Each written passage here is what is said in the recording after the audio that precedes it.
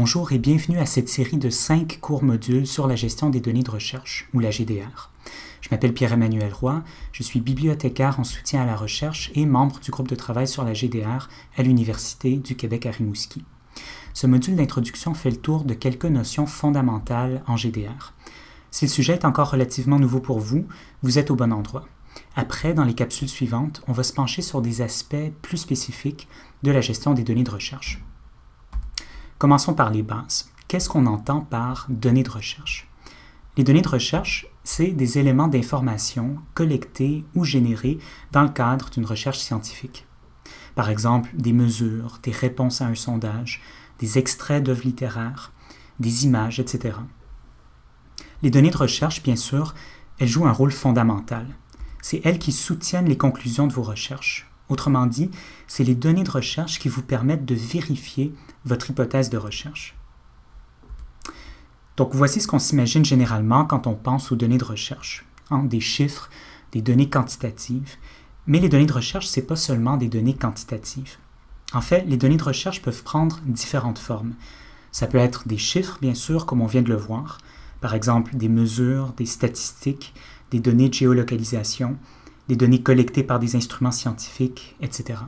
Mais les données peuvent aussi se présenter sous forme de texte, des réponses à un questionnaire, par exemple, des documents historiques ou même des notes de lecture.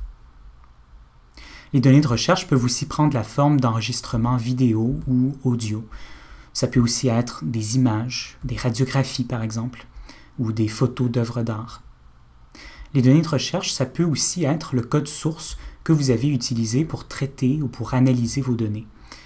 Bref, encore une fois, les données de recherche, c'est n'importe quel élément factuel qui soutient, qui appuie les conclusions de vos recherches. Donc ça, c'était les données de recherche. La gestion des données de recherche maintenant, qu'est-ce que ça représente? Eh bien, je vous propose ici une définition simple. La gestion des données de recherche, c'est tous les processus appliqués aux données de recherche durant leur cycle de vie. Comme on le voit ici, la gestion des données de recherche commence dès le début d'un projet de recherche, lors de la planification du projet. Puis, elle passe par différentes étapes. Les données sont collectées ou générées, elles sont traitées, analysées. En cours de projet, les données sont bien sûr stockées et organisées dans une structure de dossier. Et à la fin du projet, les données sont archivées ou parfois détruites en fonction des obligations légales et des exigences des organismes subventionnaires. Et de plus en plus, si c'est conforme à l'éthique et aux obligations juridiques, on partage les données à la fin du projet pour qu'elles soient réutilisées. Et alors, le cycle de vie des données recommence. Et donc, la gestion des données de recherche, c'est tous ces processus qui composent le cycle de vie des données. Si on entend de plus en plus parler de gestion des données de recherche, c'est dû en grande partie aux nouvelles exigences que des organismes de financement de la recherche ont publiées, pas seulement au Canada, mais dans le monde entier.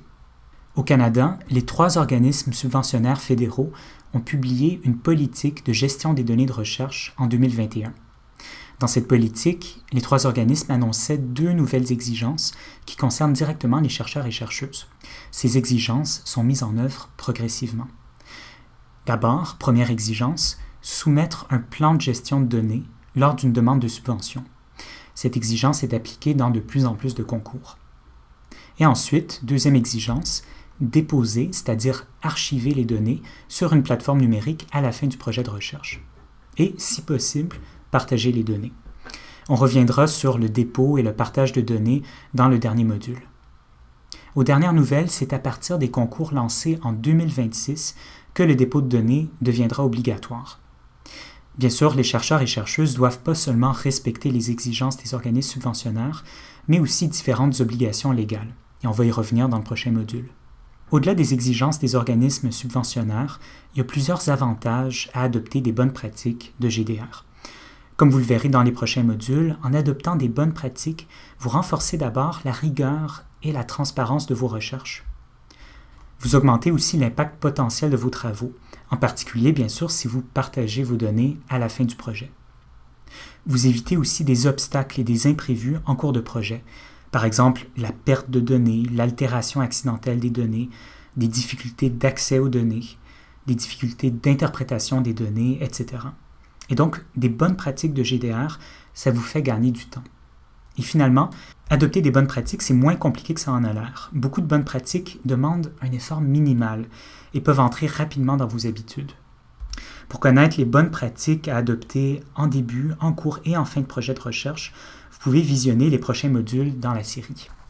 Vous pouvez aussi consulter le guide de GDR disponible sur le site web de la bibliothèque de l'UQAR sous l'onglet Services. Le guide contient entre autres différents outils pratiques et de l'information sur l'offre de services en GDR à l'UQAR. Vous trouverez un lien vers le guide dans la description de cette vidéo.